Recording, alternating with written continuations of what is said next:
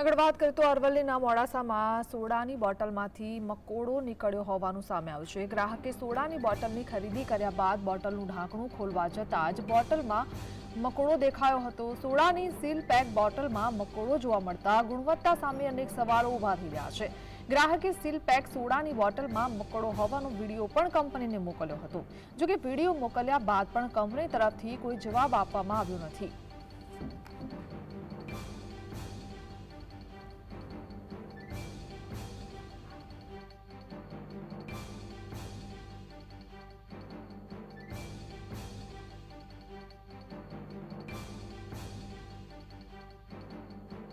આજે સોડા પીવા માટે જ્યારે અમે આ બોટલ લીધી અને ખોલવાનો પ્રયાસ ખોલવા જઈ રહ્યા હતા ત્યારે અંદર મકોડો નીકળ્યો છે અને આ કોઈક JM એન્ટરપ્રાઇઝ કરી અને રાજકોટની પ્રોડક્ટ છે જે જોયું અને એના કસ્ટમર કેર ઉપર અમે ફોન પણ કર્યો, એને વિડીયો પણ મોકલ્યો, પણ હજુ સુધી એનો રિસ્પોન્સ લગભગ અડધો કલાક જેવું થયું છે એનું। તો અમારે તો એવું કહેવું છે કે જેમને આને લાઇસન્સ આપ્યું છે તો એમને શું ચેક કરી અને લાઇસન્સ આપ્યું ને આજે આ મકોડો છે, કાલે ગરોળી પણ આવી શકે, કોકરોચ પણ આવી શકે।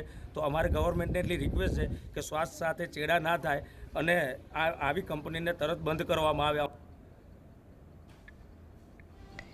સંવાદદાતા રાકેશ જોડાય છે। રાકેશ, શું જાણકારી આ મામલામાં? જી, અમે ચોક્કસ જણાવી દઉં કે અરવલ્લી જિલ્લાના મોડાસા ખાતેની એક ઘટના છે। ગઈકાલે એ ઘટના અંદર સોડા પીવા માટે કસ્ટમર ગયો હતો અને સોડાની બોટલના અંદર જે મકોડો નીકળ્યો છે, આ ઘટનાને લઈને મોટો ઉહાપો પણ થયો હતો દુકાનદાર સાથે, પણ એ લોકોને બોલાચાલી છેલ્લે દુકાનદારે કીધું કે મેં પ્રોડક્ટ બનાવી નથી અને ઉપર રજૂઆત કરવાની પણ વાત થઈ। પરંતુ આવી ઘટનાઓ વારંવાર બને છે।